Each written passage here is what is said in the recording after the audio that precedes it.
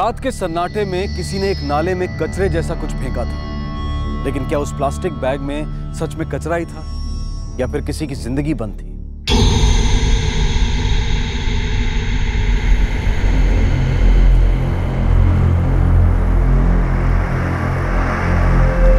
बच्चा लगता है भाई। पुलिस को बुलाया क्या? हाँ हाँ बुला लेते हैं, क्या पता किसी ने मार के फेंक दिया।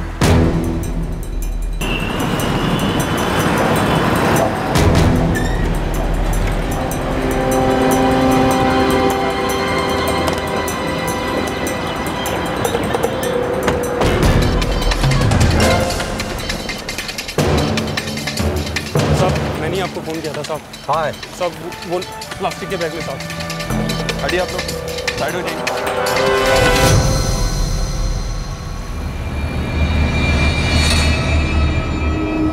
सर ये तो किसी बच्चे का पैर लगता है। ड्राइवर्स को बुलाओ।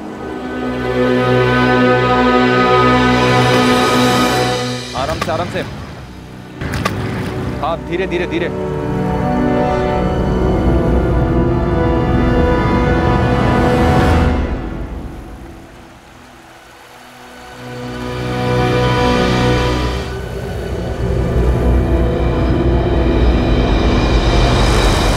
ये तो बहुत छोटा बच्चा है सर, मुश्किल से 6-7 दिनों का होगा।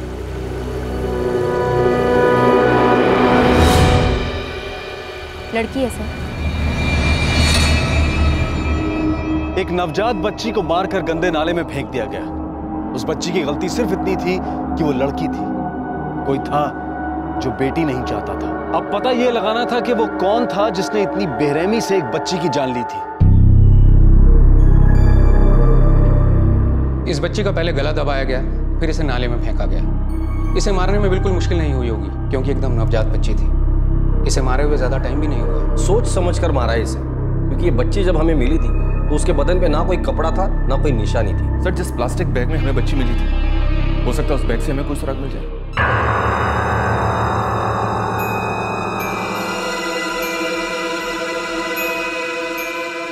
एक मिनट, इसके अंदर कुछ है।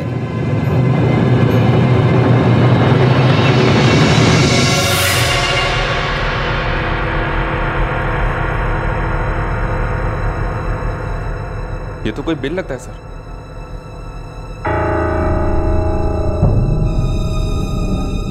मैग्नीफाइंग ग्लास लेकर आ। MG सर हो सकता है किसी मेडिकल स्टोर का बिल, क्योंकि बच्ची का जन्म अभी अभी हुआ था, तो हो सकता है उसके लिए कुछ दवाइयां मंगाई गई।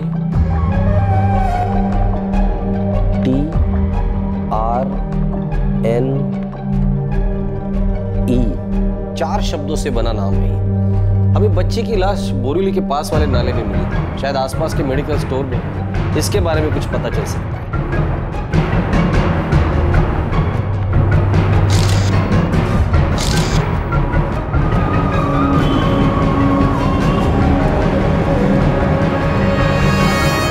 या आसपास ऐसे नाम की कोई मेडिकल शॉप है? पता नहीं सर। सिर्फ 4 अक्षर समझ में आ रहे। TRNE क्या हो सकता है ये? पता नहीं सर, कुछ समझ में नहीं आ रहा है। TRNE साहब ये जो TRNE है ना, ये स्ट्रॉन्ग लाइफ हो सकता है। Strong life medical store? हाँ साहब, जो सेवाकृति हॉस्पिटल के पास है। 99% ये वही का है साहब।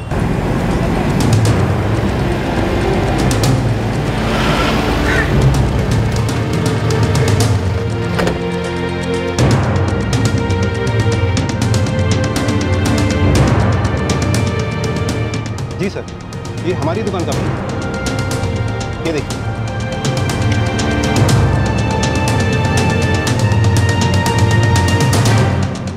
आप बता सकते हैं बिल किसके नाम पर है?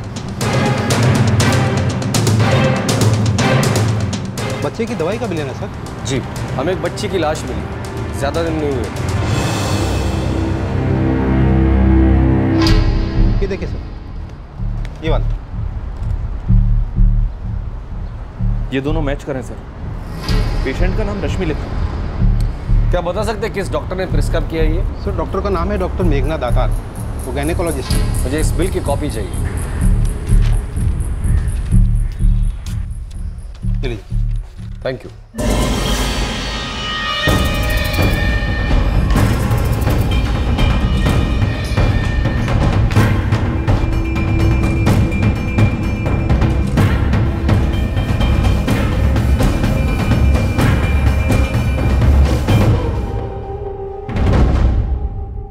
रश्मि मेरी पेशेंट थी।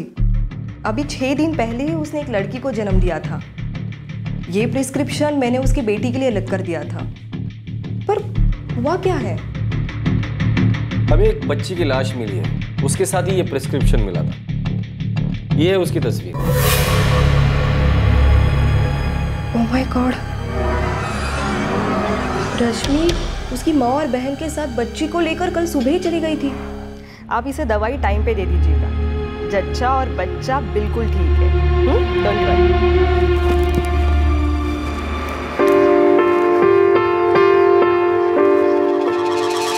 ये रही रश्मि की फाइल। रश्मि मनोज सिंह, बिहार चौक, किरगेवाड़ी। कितनी प्यारी और हेल्दी बच्ची थी वो।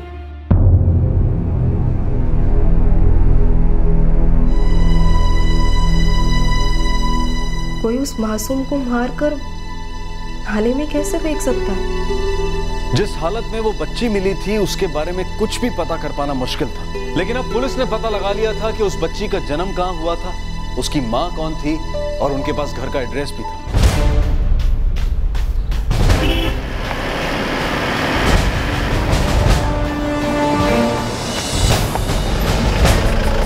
किसी रश्मि मनोज सिंह नाम की औरत को जानते हो? रश्मि मनोज सिंह? हाँ।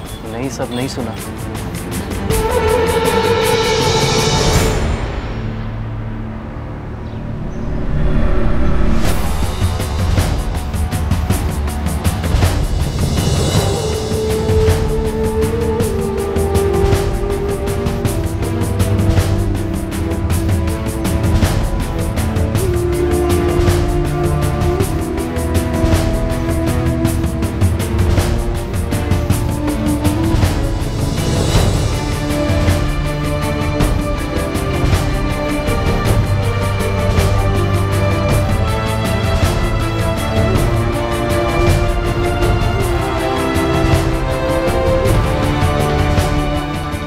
सर, हमने ऑलमोस्ट सभी दुकानों में पता कर लिया है, लेकिन इस औरत के बारे में किसी को कुछ नहीं पता। सर, मुझे 4 औरतों के बारे में पता चला है जिन्होंने पिछले 10 दिनों में बच्चों को जन्म दिया है, लेकिन उनमें से किसी का भी नाम रश्मि मनोज सिंह नहीं है। लगता है इस औरत ने हॉस्पिटल में अपना झूठा एड्रेस दिया है।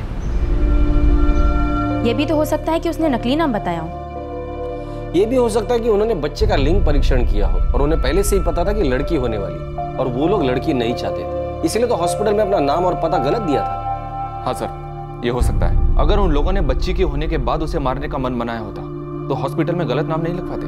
अगर इस बात को हम लोग मानते हैं तो कुछ पॉसिबिलिटीज बनती है। या तो नाम सही है और एड्रेस गलत है, या तो एड्रेस सही है और नाम गलत, या फिर नाम और एड्रेस दोनों गलत है। गडनेस, उस एरिया की जितने भी खबरी है सबसे बात कर लो। वो औरत अगर उसी एरिया की है तो उसकी पूरी इंफॉर्मेशन ढूंढ निकालो। एक बात और है सर, नाले तक पहुंचने के लिए कोई ना कोई रिक्शा या टैक्सी तो जरूर ली होगी।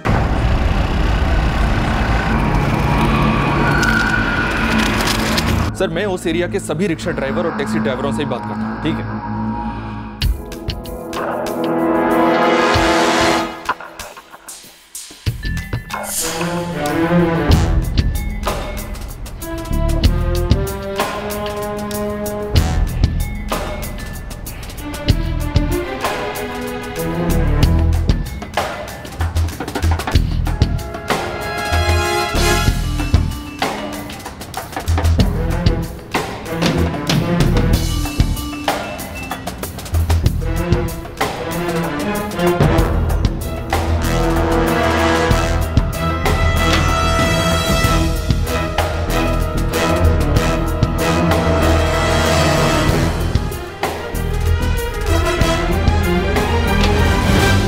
खोली नंबर 256, 5वीं गली के पीछे। बोले तो एक फैमिली है उधर।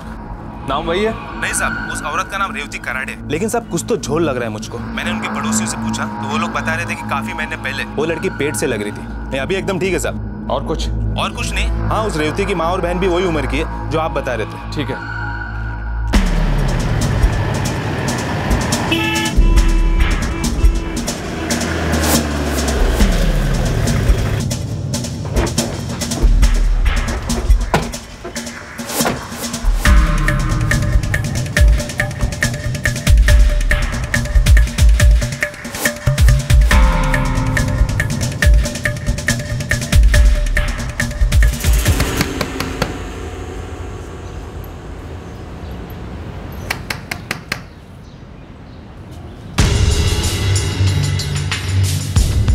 लोग जनगणना विभाग से आए।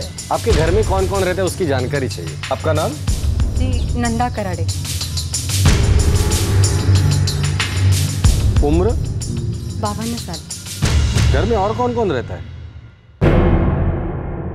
जी वो मेरी बड़ी बेटी रेवती कराड़े,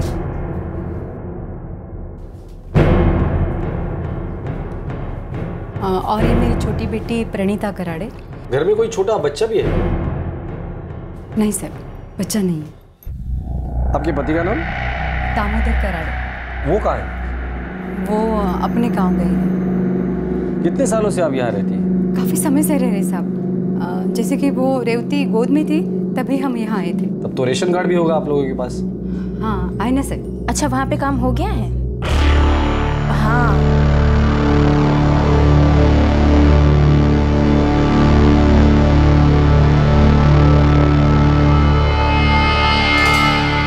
जी, हाँ हाँ हाँ, बस हम लोग आ रहे हैं।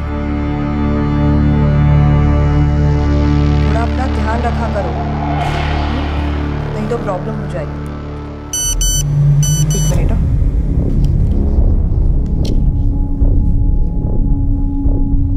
क्या रश्मि मनोज सिंह यही है जिसने उस बच्ची को जन्म दिया था?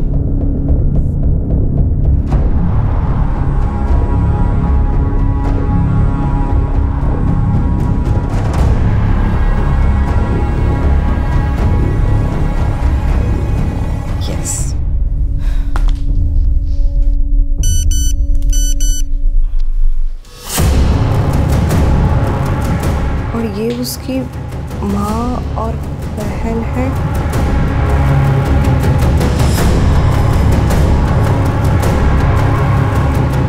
आप इसे दवाई टाइम पे दे दीजिएगा। जच्चा और बच्चा बिल्कुल ठीक है। यस। सबके नाम इधर रेशन कार्ड में है ना? हाँ सर।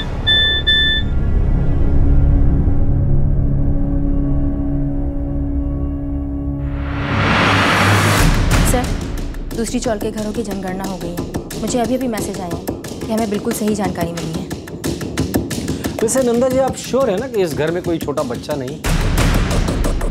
क्या बात कर रहे हैं साहब? अगर बच्चा होता तो मैं आपसे झूठ क्यों बोलती? वही तो हम जानना चाहते हैं। कौन है आप लोग? आपकी बेटी रेवती ने 6 दिन पहले एक बच्ची को जन्म दिया था। क्या बकवास कर रहे? बकवास नहीं, पक्की जानकारी है हमारे पास। जी, लेकिन 6 दिन के बच्चे के बारे में जनगणना में कैसे आ सकता है? बच्ची कहाँ है? कौन है आप? मैंने पूछा बच्ची कहाँ है? कौन है आप लोग? निकल जाइए, निकल जाए घर से। पुलिस वाले हैं हम।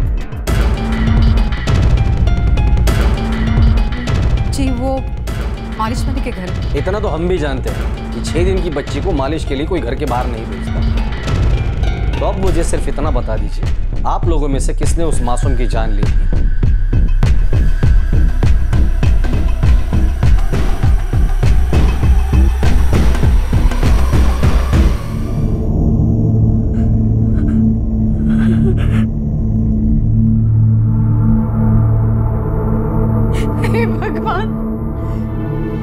ये सब क्या हो गया? हमारी बच्ची को किसने मारा साहब बताइए? ये सब कैसे हुआ साहब? नाटक बंद करो। नहीं साहब, नाटक नहीं साहब, मेरी बात पर भरोसा कीजिए साहब। हमारी बच्ची को किसने अगवा किया था और धमकी भी दी थी, अगर पुलिस को बताएंगे तो मार डालेगा उसे। ये सब कैसे हुआ साहब? हे भगवान, हमारी बच्ची। तुमने तो बोला था कि मेरी बच्ची को अनाथ आश्रम में डालो।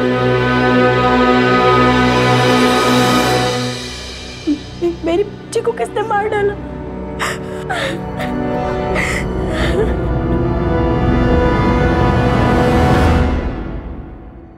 अब मुंह खोल दो और सब कुछ सच सच बता दो। झूठ बोलने के पहले ये सोच लेना कि तुम कहां खड़ी हो। रेवती, अब आंसू बहा रही हो? तुम्हें नहीं पता था कि तुम्हारी बच्ची के साथ क्या होने वाला है? तुम लोगों ने उस लड़की से छुटकारा पाने का पहले से ही मन बना लिया था, इसलिए तो हॉस्पिटल में झूठा नाम और एड्रेस दिया था। क्यों? किस लिए? वो एक लड़की थी इसलिए? कहाँ है तुम्हारा पति, उस बच्ची का बाप? बाप जिसकी वजह से हम सबकी जिंदगी बर्बाद हो गई, उसका नाम है किशन खोसाई। किशन गोसाई मेरे पति दामोदर कराड़े के साथ राशन की दुकान पर काम करता था। हमारे पड़ोस में रहता था। बातचीत में बहुत अच्छा था और अक्सर रेवती के पापा के साथ हमारे घर आया करता था।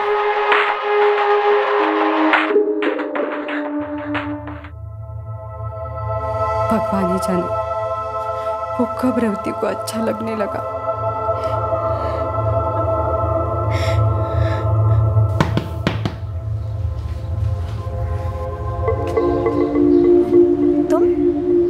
बाबा तो घर पे नहीं है, आई भी काम से बाहर गई है और प्रणीता भी घर पे नहीं है। मुझे एक गिलास पानी मिलेगा? हाँ, अंदर आओ ना।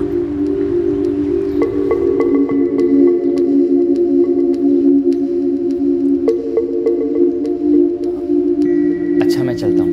ठीक है।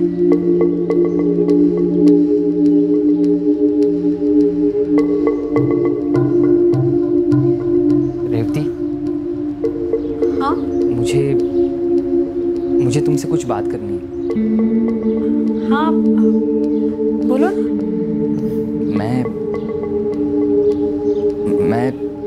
मैं तुम्हें पसंद करता हूँ। क्या? देखो, मेरे दिल में जो था वो मैंने तुम्हें बता दिया।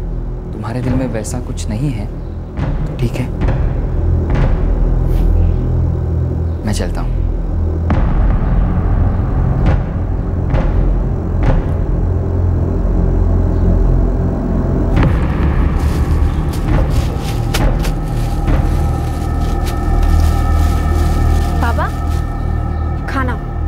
तो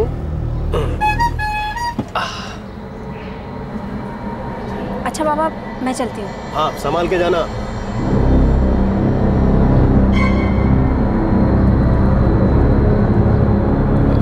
दामोदर काका, क्या हुआ? मैं अभी आता हूँ।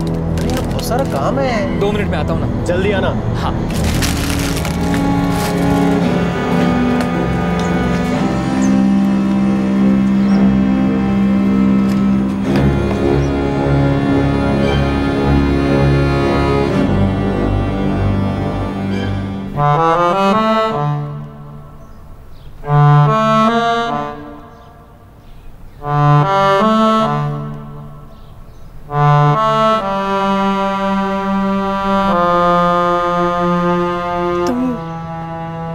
पूरे हफ्ते घर क्यों नहीं आए? मुझे लगा तुम गुस्सा हो मुझ पर, थोड़ा सा डर गया था। तो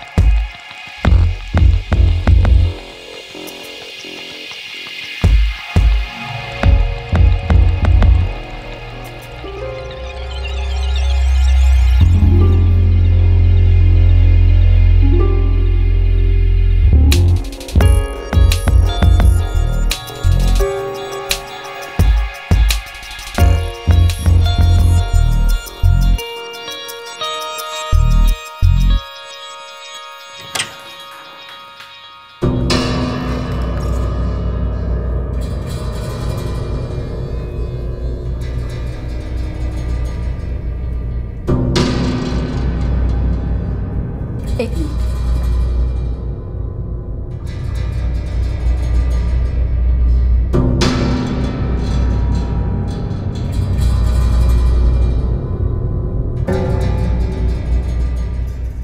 अगर इसमें कुछ भी गलत निकला ना तो मैं तेरी चमड़ी उधेड़ लूंगी।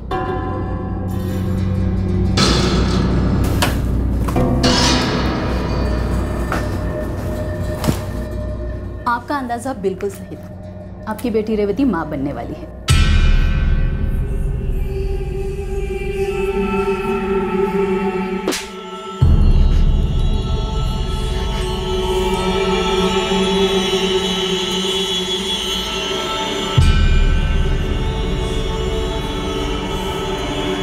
क्या तुम इससे शादी करोगे?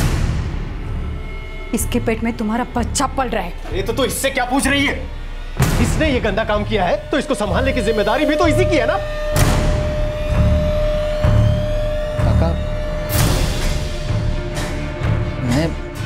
मैं रेवती से प्यार करता हूँ काका, उसे धोखा नहीं दे सकता, लेकिन शादी के लिए मुझे अपनी माँ से बात करनी होगी। तो जल्दी जाकर बात करना बेटा, हमारे पास उतना वक्त नहीं है। वो हमेशा फोन करके यही कहता था कि उसकी माँ मान गई है और वो जल्द से जल्द आकर मेरे रेवती से शादी करेगा। यही कहते कहते 3 महीने बीत गए साहब।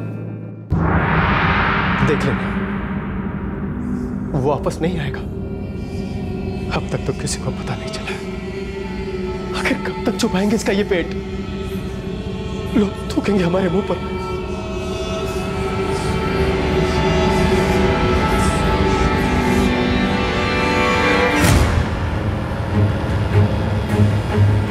देखिए, अब इस वक्त अबॉर्शन करना ठीक नहीं है। 4 महीने हो चुके हैं और ऐसे में अगर हम अबॉर्शन करते हैं तो इसकी जान को खतरा भी हो सकता है।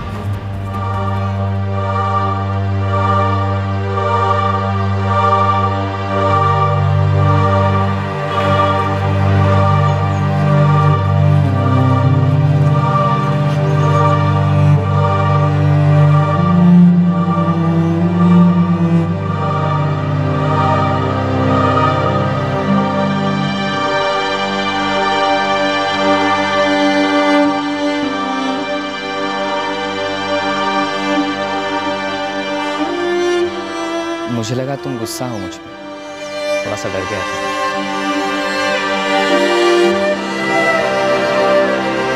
मैं रेवती से प्यार करता हूँ, उसे धोखा नहीं दे सकता।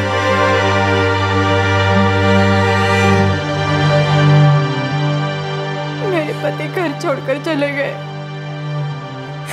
वो लोगों के ताने गालियां सुनना नहीं चाहते थे साहब, और किशन का तो कहीं पता नहीं था साहब। मैंने रेवती को घर में बंद करके रखा था साहब, ताकि लोगों की नजर उस पर ना पड़े और किसी को पता न चले कि ये पेट से है। लेकिन साहब कुछ तो करना था ना, क्योंकि बच्चा होने के बाद सबको पता चल जाता।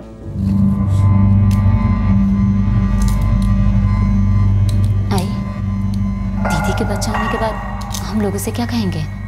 आई,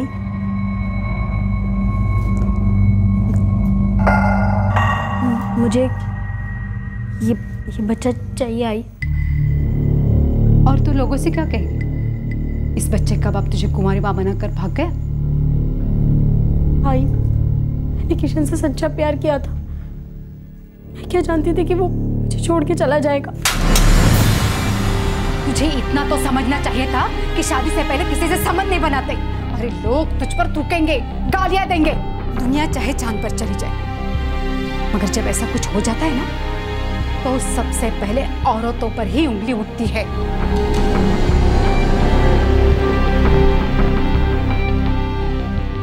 हम इसे किसी दूर के अस्पताल में भर्ती करवाते हैं। वहां पर हम किसी को कुछ नहीं बताएंगे कि ये कौन है, इसका असली नाम भी नहीं बताएंगे।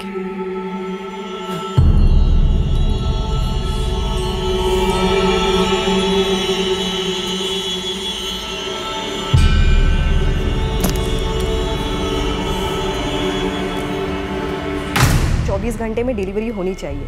लेबर पेन भी जल्दी से ही शुरू हो जाएंगे।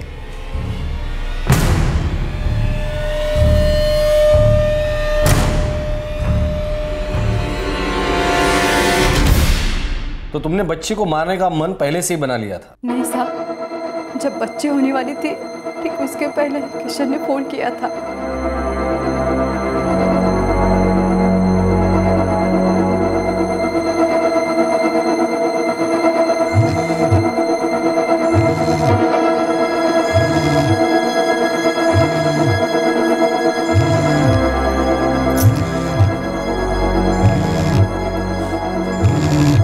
किशन का फोन है, किशन का।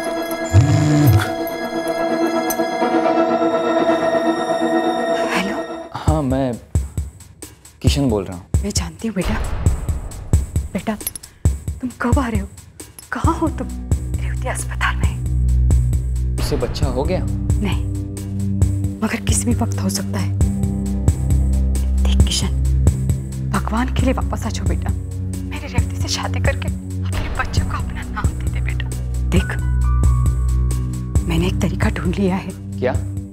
मैं उस बच्चे को अनाथ आश्रम के बाहर छोड़ आती हूँ और तुम दोनों शादी के बाद उसे गोद ले लेना।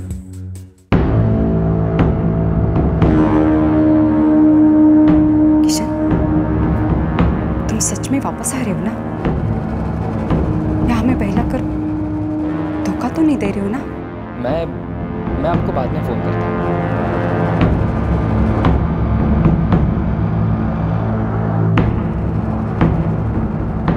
आई? किसका फोन है? आई?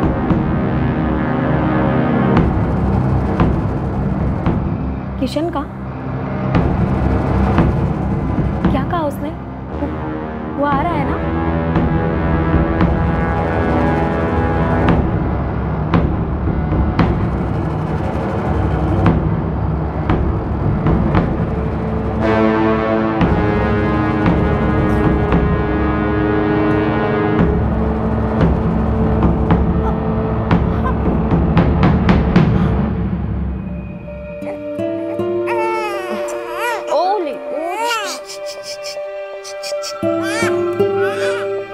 आप उसे दवाई टाइम पे दे दीजिए।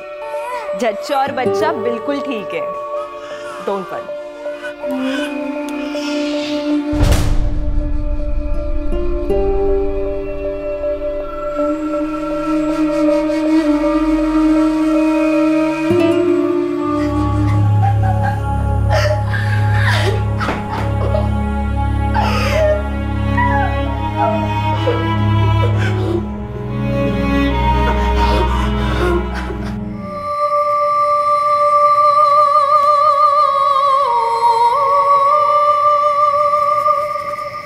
रिक्शा ले लेते हैं। हाँ, चल।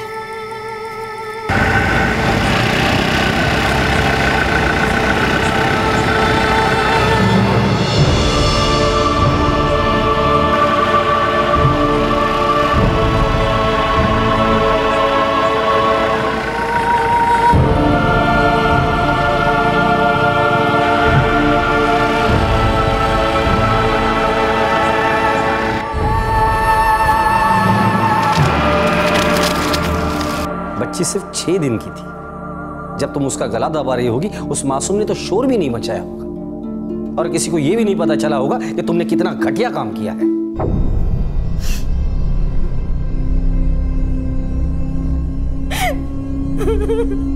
बच्ची सिर्फ 6 दिन की थी। जब तुम उसका गला दबा रही होगी, उस मासूम ने तो शोर भी नहीं मचाया होगा और किसी को यह भी नहीं पता चला होगा कि तुमने कितना घटिया काम किया है।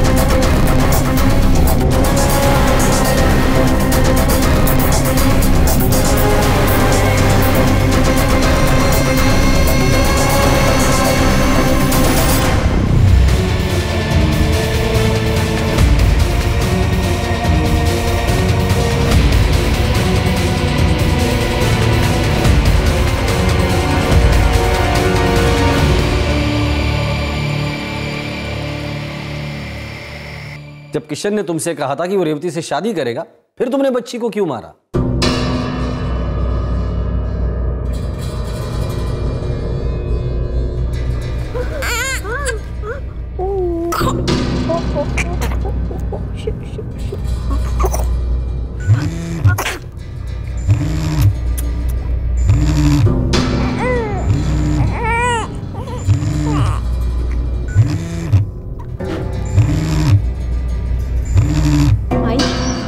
जानती थी वो मुझसे दूर नहीं रह पाएगा।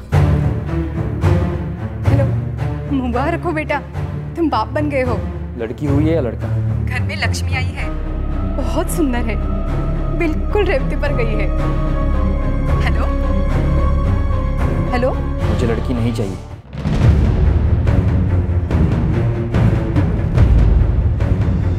ये तुम क्या कह रहे हो? ये तो तुम्हारी बेटी है। अगर लड़का होता तो मैं फिर भी सोच सकता था, लेकिन एक लड़की के साथ मैं रेवती को नहीं अपनाऊंगा। ये क्या कह रहे हो तुम? हम दुनिया को क्या मुंह दिखाएंगे? अरे कम से कम रेवती के बारे में तो सोच। मेरे बच्चे को कैसे करने की सजा दे रहे हो?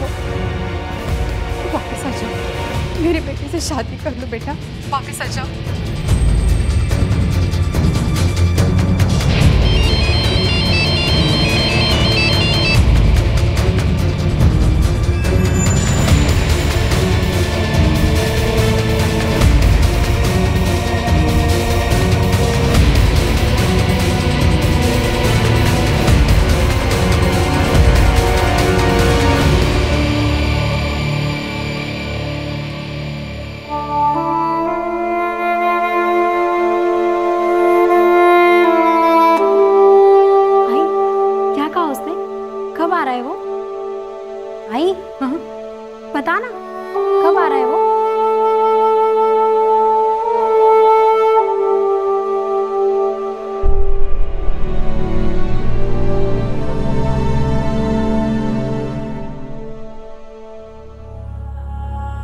रेवती, क्या तुम्हें पता था कि तुम्हारी आई तुम्हारी बच्ची को मारने के लिए लेकर जा रही है?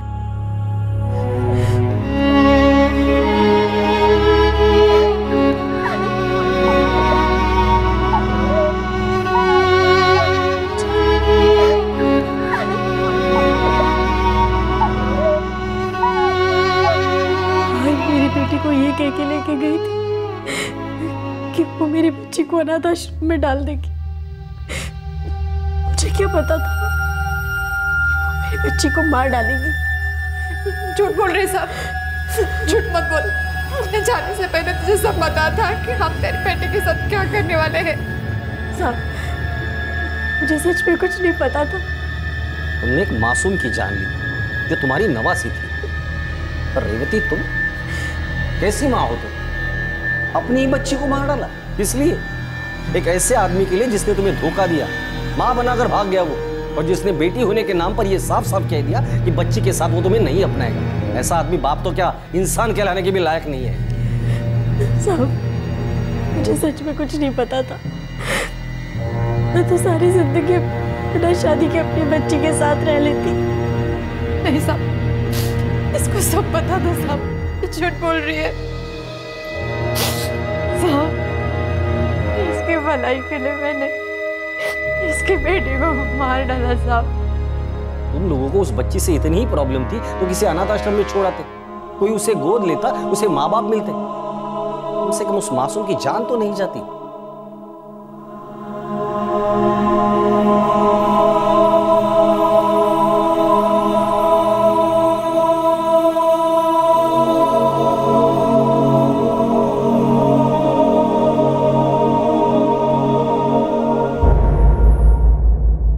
रेवती की मां नंदा और बहन प्रणीता को बच्ची की हत्या के जुर्म में आईपीसी की धारा 302 के तहत गिरफ्तार किया गया है। कॉमन इंटेंशन के लिए उन पर धारा 34 भी लगाई गई है। हॉस्पिटल में गलत नाम लिखवाने के जुर्म में रेवती को आईपीसी की धारा 420 के तहत गिरफ्तार किया गया है। पुलिस किशन को अभी तक गिरफ्तार नहीं कर पाई है। वो बच्ची उनके लिए बोझ से ज्यादा कुछ भी नहीं थी, तभी तो उन्होंने उसे मारकर नाले में फेंक दिया। उन्हें लगा कि इस तरह उन्हें बच्ची से छुटकारा मिल जाएगा और किसी को कानो कान खबर तक नहीं होगी। उनकी जिंदगी फिर से पहले की तरह नॉर्मल हो जाएगी। और शायद ऐसा ही होता अगर उनकी घिनौनी हरकत लोगों की नजरों में नहीं आती। क्या उस मासूम बच्ची को मारते वक्त उनकी इंसानियत जरा भी नहीं कांपी? ये कह पाना मुश्किल है, क्योंकि आज के जमाने में भी बेटे की चाहत में लड़कियों की हत्या या तो मां की कोख में ही कर दी जाती है, या फिर उनके पैदा हो जाने के बाद उनसे छुटकारा पाने के लिए लोग वहशत की हदें पार कर जाते हैं। हमारे देश में कन्या भ्रूण हत्या को रोकने के लिए सख्त कानून है, लेकिन फिर भी हम इस गुनाह के ऊपर रोक नहीं लगा पाए हैं। अक्सर इस गुनाह में साथ देने के लिए परिवार के अंदर के लोग ही खड़े हो जाते हैं। किसी मासूम बच्ची की सांसें छीनने से पहले वो ये भूल जाते हैं कि उन्हें सांसें कहां से मिली। वो ये भूल जाते हैं कि वो भी किसी औरत की कोख में थे, उन्हें भी एक औरत ने ही जन्म दिया था। अब वक्त आ गया है कि हम सब मिलकर अपने समाज में बरसों से पनपने वाली इन कुरीतियों को जड़ से उखाड़ कर फेंक दे। अगर हम बेटी को लक्ष्मी मानते हैं तो फिर उसके आने पर मायूसी क्यों? अब वक्त आ गया है कि हर बच्ची के जन्म पर भी लोग उतनी ही खुशियां मनाएं जितनी कि बेटे के जन्म पर मनाते हैं। अब वक्त आ गया है कि हम भ्रूण हत्या के कानून को इतना मजबूत कर दें कि कोई गलती से भी ये क्राइम करने की हिम्मत ना करे। अब वक्त आ गया है कि हम कन्या भ्रूण हत्या को सिर्फ एक अपराध की तरह ना देखें, बल्कि सबसे बड़े अपराध की तरह देखें, क्योंकि औरतों के खिलाफ होने वाले अपराधों की नींव इसी अपराध से पड़ती है। हमारे आज के एपिसोड की दूसरी कहानी।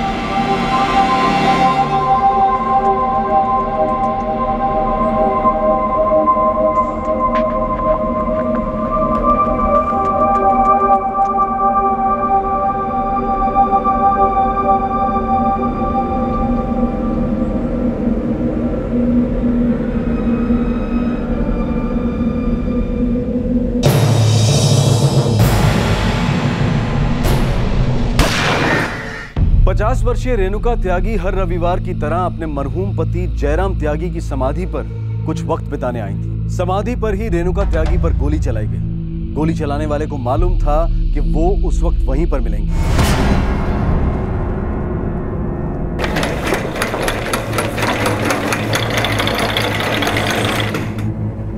जी डॉक्टर सिन्हा, विक्टिम की कंडीशन कैसी है? सर, हॉस्पिटल पहुंचने से पहले विक्टिम की डेथ हो चुकी थी। ये तो मर चुकी है। डिसीज का नाम रेणुका त्यागी था और जो दो लोग उन्हें यहाँ लाए थे वो इस वक्त हॉस्पिटल में ही है। शायद विक्टिम के रिश्तेदार हैं। सर, सिविल हॉस्पिटल से फोन आया था। रेणुका त्यागी नाम की औरत पे किसी ने गोली चला दी। हॉस्पिटल पहुंचने से पहले उसकी मौत हो चुकी है। कुछ पता चला गोली कहाँ चलाई? सर, वो अपने पति की समाधि पे फूल चढ़ाने के लिए गुसारगंज आई थी। वैसे रहने वाली मेरठ की थी। चलो सिविल हॉस्पिटल।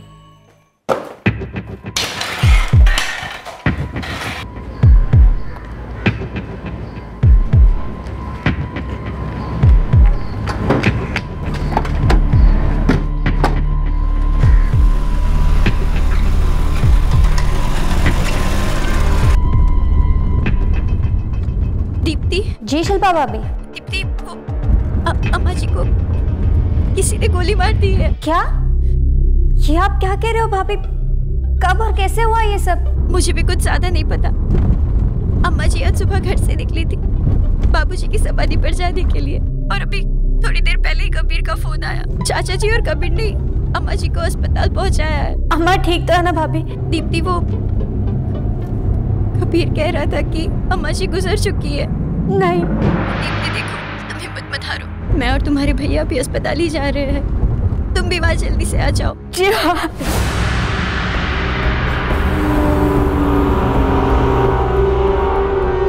गोली काफी नजदीक से चलाई गई, पॉइंट ब्लैंक रेंज। हालांकि बुलेट मिली नहीं। इनके रिश्तेदार कहाँ हैं? हमारा नाम कबीर है साहब। हम अपने खेत में काम कर रहे थे कि तभी गजराज मिश्रा हमारे पास दौड़ते हाँफते हुआ है। भाई काम जल्दी करो, रात को पानी आएगा और खाद डाल दिया उसके बाद।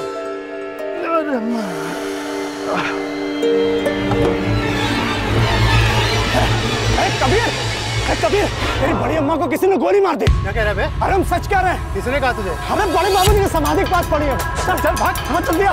कौन गोली मारे बे? अरे मालूम नहीं, हमने देखा।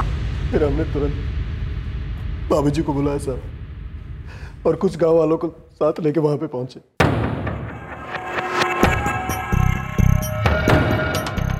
भाभी, भाभी, बड़ी अम्मी, बड़ी अम्मी, बाबूजी, बड़ी अम्मा जिंदा बाबूजी, अभी तक सांसें चल रही है। अच्छा, चलो जल्दी से भाभी को उठाओ, उठाओ, उठाओ, मदद करो। जितना जल्दी हो सका साहब हम बड़ी अम्मा को लेके यहाँ पे आ गए।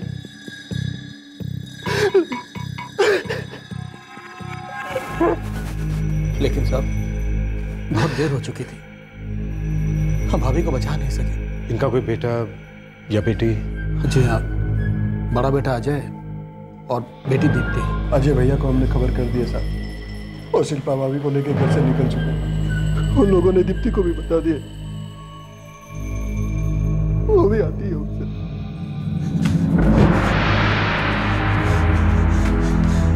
कबीर, क्या मैं सचमुच?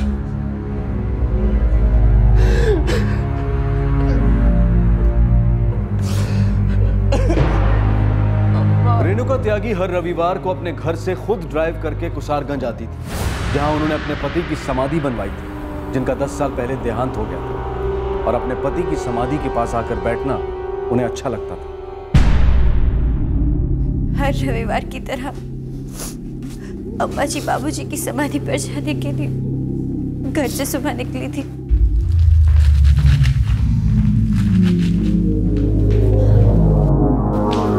अरे अम्मा, आप जा रही हैं?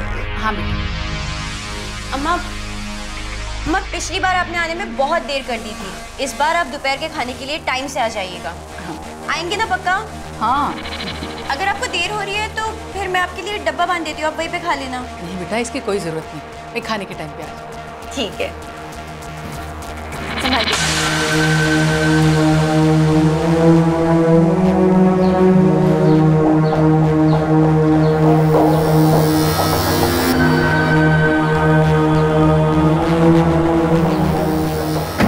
अजय, तुम्हारी माँ की किसी के साथ कोई दुश्मनी या अनबन थी जिसकी वजह से उन पर गोली चलाई गई हो? नहीं सर, अम्मा बड़ी अच्छी औरत थी सर।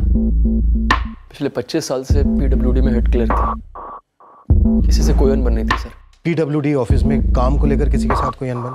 तुम्हें जानकारी है इसके बारे में कुछ? अम्मा बड़ी सिंपल औरत थी, सिंपल सा काम था उनका। हमें नहीं लगता किसी को कोई प्रॉब्लम थी सर। प्रॉब्लम तो थी अजय, तभी तो पूरी प्लानिंग के साथ उनको मारा गया। कोई तो था जो उनकी रूटीन के बारे में जानता था। वो ये भी जानता था कि हर संडे समाधि पर वो अकेली जाते। हत्यारे को हर बात की खबर थी। खबर हो भी तो क्या हुआ सर? आखिर क्यों मारेगा अम्मा जी को? उन्होंने कभी किसी का कुछ नहीं बिगाड़ा। बड़ी सीधी सादी औरत थी हमारी अम्मा जी। सीधे साधे लोग ही अक्सर गलत लोगों को चुपते हैं अजय। हो सकता है रेणुका जी का होना ही किसी को खटक रहा हो, वरना भला कोई पॉइंट ब्लैंक रेंज से उन पर गोली क्यों चलाए?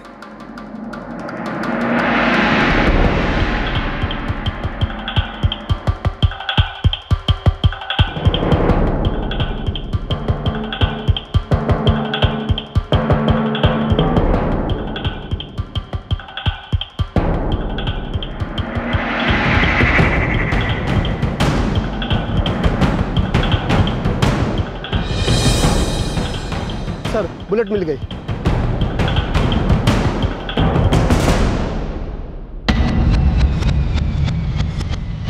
चलो सीधे साधे आदमी साहब, हमने कुछ नहीं किया साहब। सही सर, ये गजराज है। नमस्ते साहब। साहब, हमारा कोई लेना देना है साहब, हमने कुछ नहीं किया है। कुछ नहीं किया तो अब कर। चल शुरू कर बोलना, पूरा वाकया बयान कर। साहब, हम खाद लेके लौट रहे थे, वहां से आ रहे थे तो एकदम से गोली की आवाज सुनाई दी।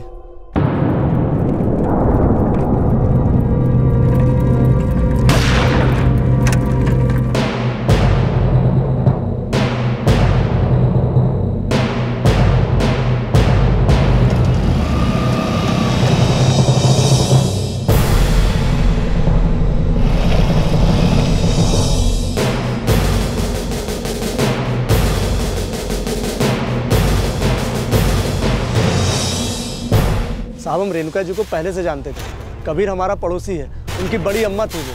तो हम जैसे उनको देखे तो फौरन भागे उसको बताने के लिए। बाइक का नंबर क्या था? सर, बाइक का नंबर क्या था?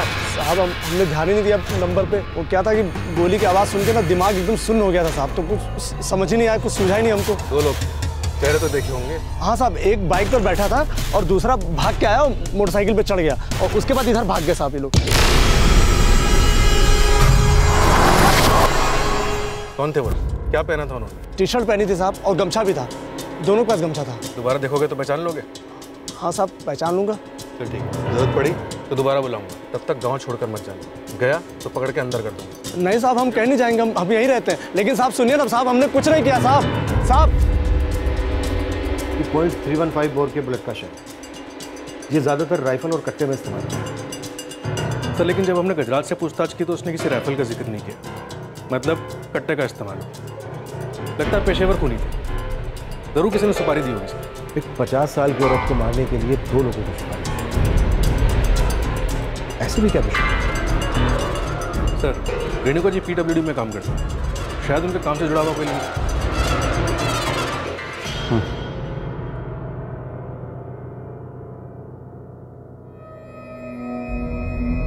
पुलिस का कहना है कि अम्मा जी को मारने के लिए किसी ने सुपारी दी थी।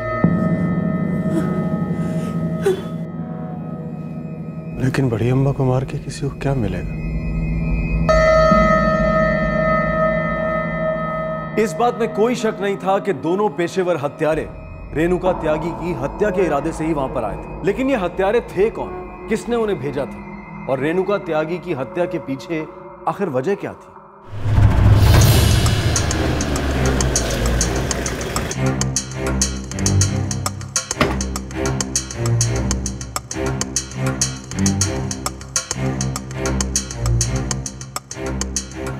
जी मैं तो रेणुका जी की डेथ की खबर सुनकर बहुत शॉक हो गया। बहुत भली औरत थी, सिर्फ अपने काम से काम रखती थी। हो सकता है उनके काम से किसी दूसरे के काम में अड़चन आ रही हो। ऑफिस में एग्जैक्टली उनका काम क्या था? सर वो इस ऑफिस की हेड क्लर्क थी, बहुत ही मेहनती, बहुत ही ऑनेस्ट। कोई तो है जिसको उनकी मेहनत और ऑनेस्टी खटक गई। प्रोफेशनल हत्यारे को हायर किया गया। रेणुका जी कहाँ आती जाती थी इसके बारे में सारी इंफॉर्मेशन इकट्ठा की गई, फिर पूरी प्लानिंग के साथ उनका मर्डर किया गया।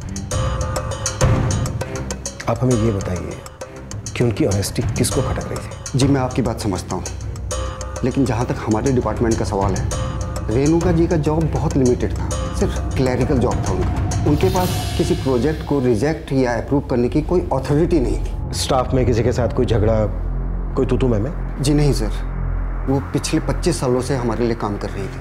आप स्टाफ के किसी भी मेंबर से पूछ लीजिए, सब उनके बारे में अच्छा ही कहेंगे।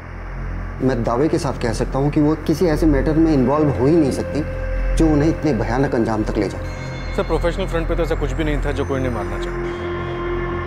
तो फिर वो कौन है जिसने उन्हें मारा? अब कट्टा तो साहब आपको भी मालूम है कि आजकल रद्दी के भाव में मिलते हैं, और आजकल छोटे मोटे डीलर्स इतने हो चुके कि ये बताना मुश्किल है कि किसने कट्टा किससे लिया होगा। हो सकता है कुसारगंज या उसके आसपास के इलाके से कट्टा खरीदा गया हो। उसकी छानबीन तो अभी चालू है सर, और आप बता रहे थे कि किसी ने पंटरों को भागते हुए देखा था। ये हत्यारे हिस्ट्री शीटर भी हो सकते हैं।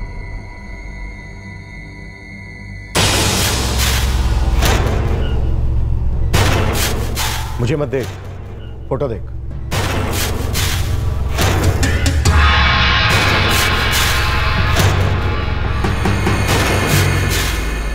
इनमें से है कोई? नहीं साहब।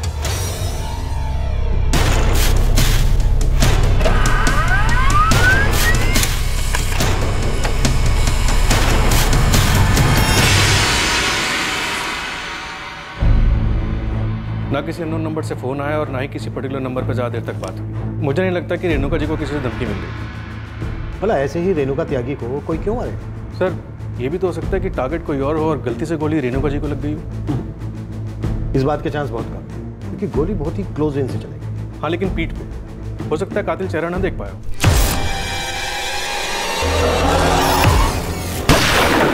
हाँ पर इतने पास आकर कोई गलत टारगेट पर गोली क्यों चलाएगा? पॉसिबल नहीं। अगर रेणुका जी ही टारगेट थी तो बात फिर वहीं आकर हो जाती। तो रेणुका त्यागी को किसने मारा और क्यों? रेणुका त्यागी की किसी से क्या दुश्मनी थी?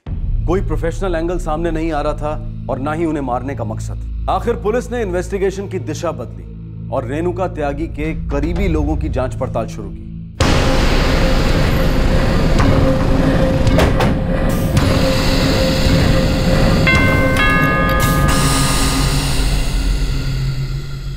मैं एक प्राइवेट फर्म में सेल्स मैनेजर हूँ। 10 साल पहले पिताजी की डेथ हुई थी। अम्मा को काफ़ी समय लगा था उससे उभरने में। उन्हीं की याद में कुसारगंज के पास एक समाधि बनवाई थी अम्मा ने। वहाँ जाकर काफ़ी बैठती थी। वहाँ जाकर उन्हें लगता था कि बाबूजी आस पास ही हैं।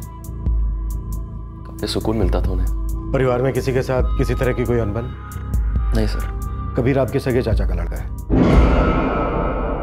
आपके चाचा राजेंद्र और आपके फादर के बीच जमीन जायदाद को लेकर कोई झगड़ा चल रहा था? जी नहीं सर। अच्छा, संडे सुबह जब रेणुका जी समाधि के लिए निकली तो किसी बात को लेकर परेशान थे?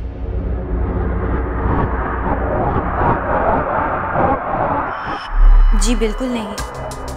अम्मा जब भी बाबूजी की समाधि पर जाती थी तो उनका मूड काफ़ी अच्छा रहता था। उन्होंने कहा था वो दोपहर के खाने तक लौट आएगी। नहीं बेटा, इसकी कोई ज़रूरत नहीं, मैं खाने के टाइम पे आ जाऊँ। ठीक है, संभाल के जाना। इस केस में अभी तक कुछ भी साफ नजर नहीं आ रहा है। रेणुका जी की मौजूदगी से किसे नुकसान हो रहा था और उनके जाने के बाद किसे फायदा हुआ?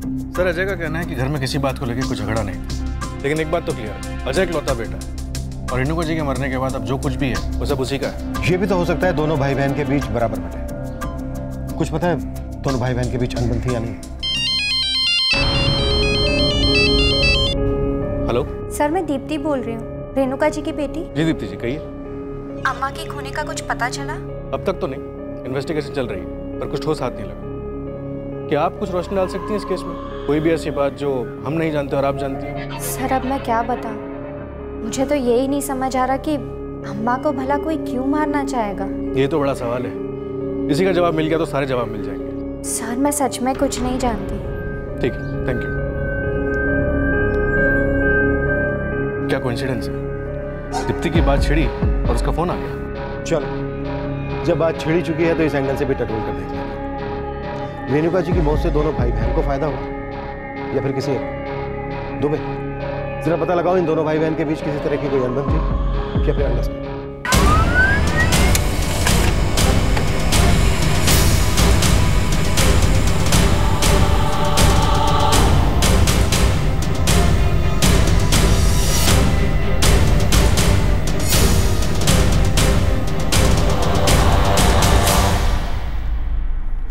सर, अजय और दीप्ति के फोन रिकॉर्ड में सांठगांठ वाली कोई बात नहीं मिली और ना ही कोई ऐसा नंबर जिससे ये लोग रेगुलर टच में रहते हो। दुबे, जो इतनी एहतियात के साथ जाल बुन रहा हो वो फिजूल में खूनी से कांटेक्ट क्यों करे? रेणुका त्यागी का हर संडे को समाधि पर जाना, उनका वहां अकेले होना, ये जानने के बाद उसने खूनी से कांटेक्ट किया क्योंकि मौत का दिन तय, जगह और वक्त तय। रेणुका त्यागी का समाधि पर आना, अकेले आना तय, मतलब प्लानर का प्लान कामयाब होना तय। जो अंत में हुआ। तो सर, ये समाधि भी कुसारगंज के दूर दराज इलाके में, बहुत सुनसान जगह है वो, आसपास बस एक शमशान है, लोगों का आना जाना भी ना के बराबर है वहाँ। अगर ऐसी बात है तो रेणुका त्यागी के सेल फोन की लास्ट लोकेशन वही है और शायद कातिल के फोन। राइट सर, शायद कोई लिंक मिल जाए। दुबे, काम करो, लोकेशन लिस्ट निकलो और देखो उस एरिया में उस टाइम पर कौन कौन से फोन एक्टिव है। कुछ ना कुछ क्लू जरूर मिले। सर,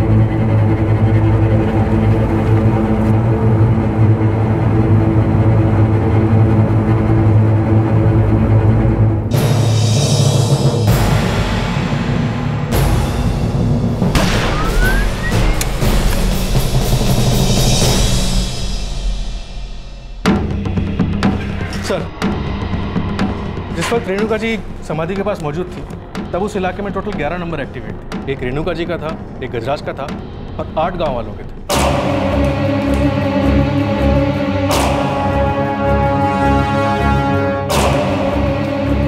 और सर एक नंबर ऐसा है जो अभी भी स्विच ऑफ जा रहा है। ये किसी सागर चौधरी के नाम पर है और एक कुसारगंज का नहीं। कौन है सागर चौधरी? सर कोई झरनाबाग का रहने वाला। झरनाबाग कुसारगंज से लगभग 45 किलोमीटर दूर है ना? हाँ सर। और सर रिकॉर्ड से पता चलता है कि वो उस इलाके में टोटल 8 मिनट तक मौजूद था। यानी गोली चलाने के लिए पूरा टाइम था। दुबे तुम्हें कहा अपनी एक टीम लेकर झरनाबाग जाओ, बात करो इस सागर से। देखते हैं सागर मंथन से अमृत निकलता है क्या फिर से।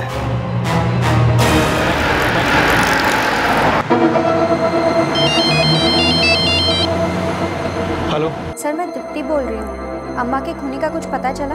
लगता है इस केस को लेकर सबसे ज्यादा फिक्रमंद आप ही हैं। या फिर हो सकता है ये जानना चाहती हूँ कि हम क्या कर रहे हैं। सर, मेरी माँ थी। मैं जानती हूँ कि आप हम सब पर शक कर रहे हैं। मेरे भी मन में कई सारे सवाल उमड़ रहे हैं, लेकिन मैं कैसे मान लूँ कि अम्मा की जान उसी के परिवार में से कोई ले सकता है? आपकी फैमिली में से कौन ले सकता है उनकी जान? यकीन के साथ तो नहीं कह सकती सर। दिल कुछ और कह रहा है और दिमाग कुछ और। सागर चौधरी, ये नाम पहले कभी सुना है आपने? नहीं, कौन है वो? झरनाबाग का रहने वाला है। फिलहाल सिर्फ इतना ही कि लोहा आता है। झरनाबाग? जी हाँ। मेरी भाभी शिल्पा का मायका भी झरनाबाग में है। मुझे पहले से ही डर था, कहीं घर का ही तो कोई इन्वॉल्व नहीं। नहीं, ऐसा कैसे हो सकता है? भाभी भला ऐसा क्यों करेगी?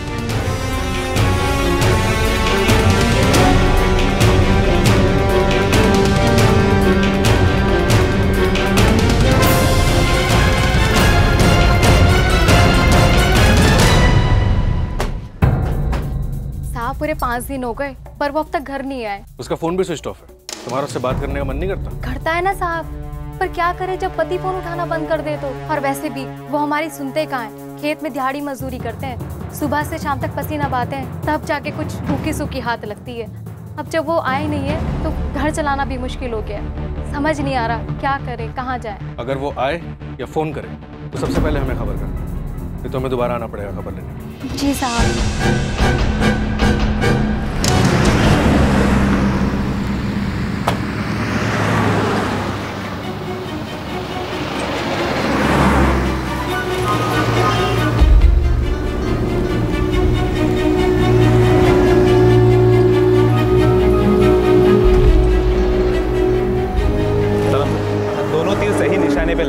ये जो हाईवे के पास वाला लॉज है ना, उसी में छिपकर बैठा है सागर चौधरी। और दूसरा तीर? बिल्कुल सही खबर है वो। ये जो शिल्पा त्यागी है ना, रेणुका जी की बहू,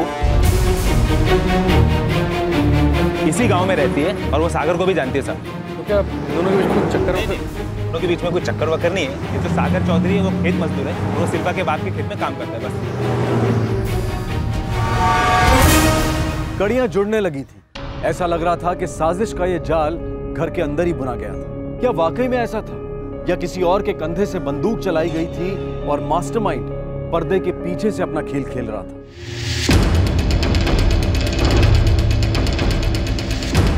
तोड़ दो।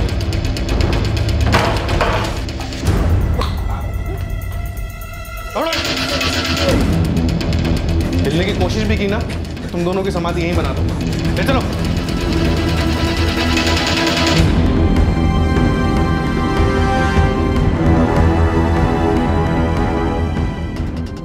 जी सर। पहचाना, ये दोनों थे वो।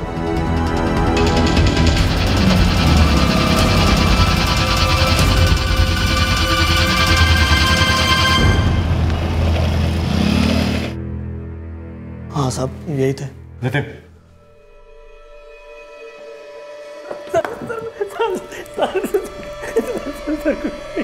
एक सागर, मेरा टाइम बिगाड़ेगा तो तेरी बॉडी का पूरा नक्शा बिगाड़ दूंगा।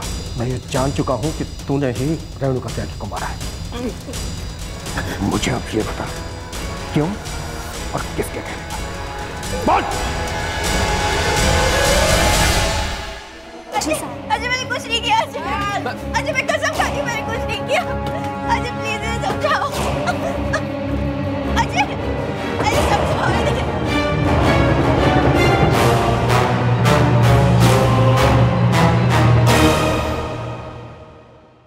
पहले से ही भाभी पर शक था, लेकिन फिर मुझे लग रहा था कि शायद मेरा ही सोचना गलत है। यकीन ही नहीं होता कि भाभी अम्मा के साथ ऐसा कर सकती है। इतनी पागल मत बनो, कुछ नहीं किया शिल्पा ने, वो ऐसा कर ही नहीं सकती। जिस आदमी ने गोली चलाई थी वो आदमी पकड़ा गया है, भाभी के ही गांव का है वो। और काफी वक्त से भाभी के मन में यही सब चल रहा था। मैं नहीं मानता, ऐसा हो ही नहीं सकता।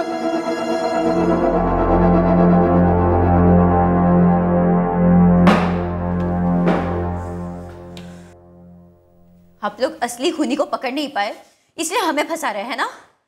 हमने कुछ नहीं किया है।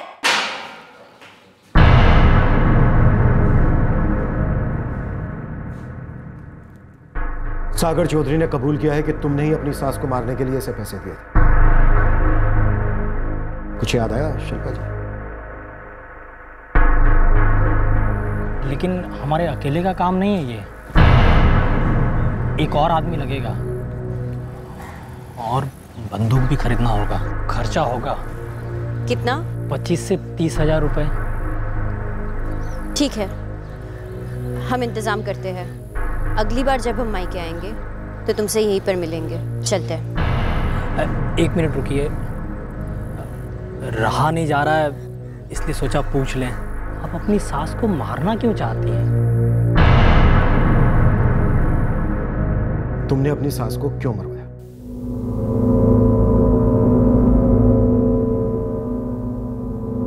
तुम सुन रहे हो मैं क्या कह रही हूँ? यार तुम बार बार वही बात लेकर क्यों बैठ जाती हो? कहां से लाऊं मैं और पैसे? यार मुझे पता है कि हमारी कुछ इच्छाएं हैं, कुछ सपने हैं, लेकिन जो सपने पूरे नहीं हो सकते वो देखने ही नहीं चाहिए। तुम बस फिलॉसफी झाड़ते रहो, कुछ करना मत। और क्या करूं यार, मेहनत कर तो रहा हूं, जो कमाता हूं घर पे ही तो ला कर देता हूं। यही तो मुश्किल है ना, ये घर अकेले तुम्हारे पैसों से चलता है। अम्मा जी भी कमाती है, इसी घर में रहती है, पर कभी भी हमारे लिए, इस घर के लिए एक पैसा नहीं खर्चती। मैं जानता हूँ शिल्पा, ये घर ऐसे ही चलता आ रहा है और ऐसे ही चलता रहेगा। अम्मा जी ऐसे ही है, मैं उनको कुछ नहीं कह सकता। लेकिन ये गलत है ना, अगर अम्मा जी दीप्ति के लिए पैसे खर्च कर सकती है तो तुम्हारे लिए क्यों नहीं? तुम नहीं कहोगे लेकिन हम कह कर रहेंगे। देख बेटी, अगर हम नहीं होते तो घर के खर्चे कैसे चलते? अजय के पैसों से ही ना, तो वैसा होना भी चाहिए, वही सही है। अपने खर्चे कम करोगी ना तो पैसे कभी नहीं कम पड़ेंगे। अम्मा, आप अपनी ज्यादातर कमाई दीप्ति की जरूरतें, उसकी खुशियों को पूरा करने में खर्च कर देती है। आप कभी उसे किसी भी चीज के लिए मना नहीं करती, सिर्फ हमें टोकती है। क्या ये सही है? और आपकी कमाई से जो बचता है वो भी आप अलग से जमा कर रही है, और हम जानते हैं आपके बाद वो सारी जमा पूंजी भी दीप्ति को ही मिलेगी। पर हमारा क्या, कभी सोचा है आपने? वाह शिल्पा, तुम बड़ी दूर की सोचती हो। हमारे जाने के बाद हम किसे क्या देंगे इसके बारे में भी तुमने सोच के रखा है?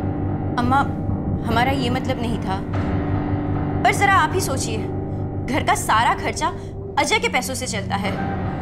महीना खत्म होने से पहले पैसे खत्म हो जाते हैं। बड़ी मुश्किल से हम घर का खर्चा चलाते हैं, और ये घर आपका भी है। अगर इसके खर्चे निकालने में आप मदद कर भी देंगी तो इसमें क्या गलत है? आखिर क्यों आप इतना फर्क करती है अपने बेटे और दीप्ति में? देखो शिल्पा, हम कोई फर्क नहीं कर रहे हैं, और अजय जो कर रहा है वो उसकी जिम्मेदारी है, निभाने दो उसे। और रही बात दीप्ति की, तो उसे चलो मत। जो तुम्हारे पास है उसी में खुश रहने की कोशिश करो, ये तो जिंदगी भर पछताओ।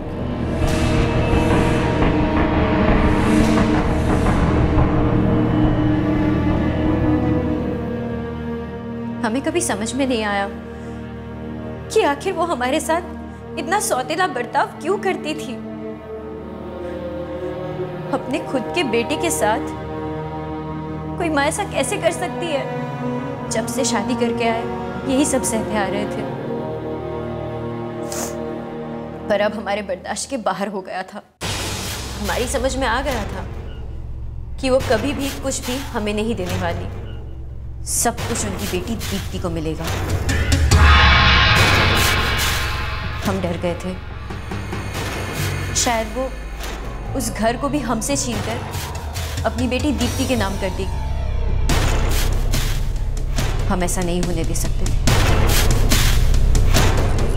इसलिए हमने उन्हें मरवाने की ठान ली। सागर को देने के लिए पैसे कहां से आएंगे?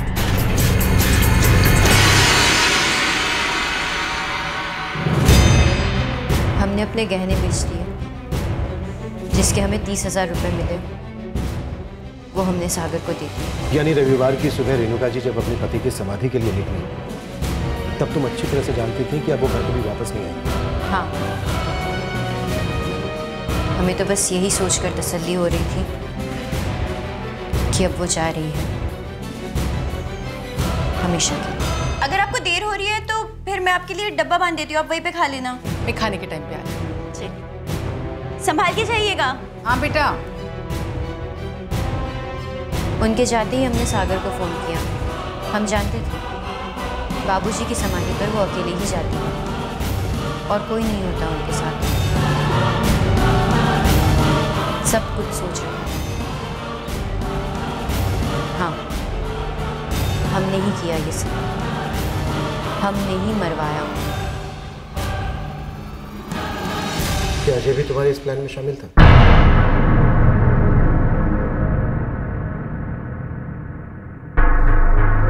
जी नहीं।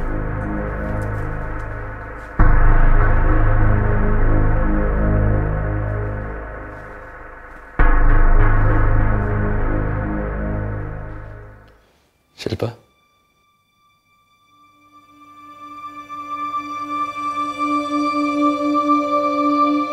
अजय, मैं मानता हूं कि माँ जो करती थी वो सही नहीं था,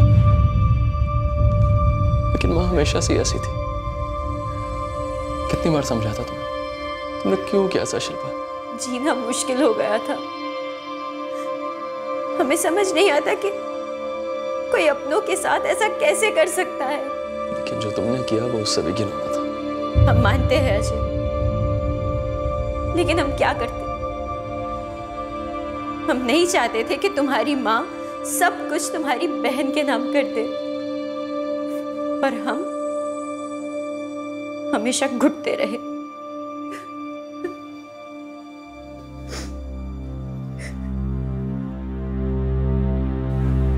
भाभी को अगर डर था कि अम्मा अपना सब कुछ मेरे नाम कर देगी, तो एक बार उन्होंने मुझे बताना तो चाहिए था।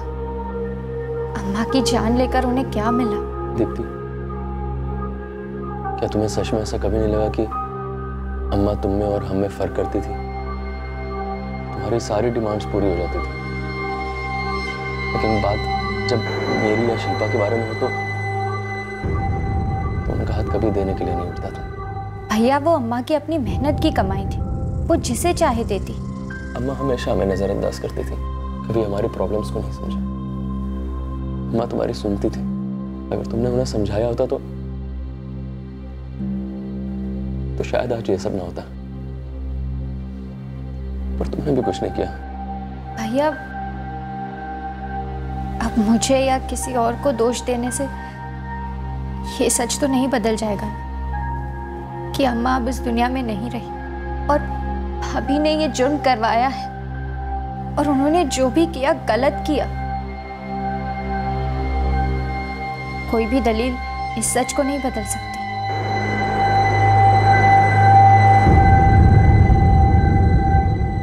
सभी आरोपियों को आईपीसी की धारा 302 के तहत हत्या के लिए, धारा 120 के तहत आपराधिक षड्यंत्र करने के लिए और धारा 34 के तहत कॉमन इंटेंशन के लिए बुक किया गया है। शिल्पा, सागर चौधरी और उसके साथी नागेश पांडे के खिलाफ चार्जशीट फाइल कर दी गई है। शिल्पा को बेल मिल चुकी है, लेकिन सागर चौधरी और नागेश पांडे अभी न्यायिक हिरासत में है। किसी एक अपने के साथ ज्यादा लगाव और दूसरे के साथ एक मुकम्मल दूरी, क्यों इंसान कभी कभी अपनों के बीच भी इस तरह का फर्क करता है? लेकिन क्या हर किसी के साथ एकदम सटीक और नपातुला बर्ताव मुमकिन है ताकि किसी को शिकायत का मौका ना मिले? शायद नहीं, क्योंकि ये तो इंसान के नजरिए पर निर्भर करता है और ये इंसानी फितरत है। अक्सर दूसरे की थाली में ज्यादा ही नजर आता है। हो सकता है कि किसी व्यक्ति विशेष के साथ हमेशा अन्याय होता आया, उसे नजरअंदाज किया गया, लेकिन फिर भी ये शिकायत, ये वजह कभी भी जायज नहीं हो सकती कि इंसान सब कुछ दरकिनार करके किसी दूसरे इंसान की जान लेने पर उतारू हो जाए। जब मन में किसी के प्रति घृणा, असंतोष, अविश्वास पनपने लगता है तो समाधान की संभावना लगभग खत्म हो जाती है। और इसके लिए किसी दूसरे इंसान की जान ले लेना ये तो हरगिज किसी समस्या का हल नहीं हो सकता। आपसे फिर मुलाकात होगी क्राइम पेट्रोल सतर्क में एक और नए केस के साथ। तब तक अपना ख्याल रखें, सुरक्षित रहें और याद रखें, सही वक्त, सही कदम, सतर्क रहें। जय हिंद। क्राइम पेट्रोल के और भी दिलचस्प कहानी देखने के लिए हमारे चैनल को सब्सक्राइब करें और बेल आइकॉन दबाना न भूलें।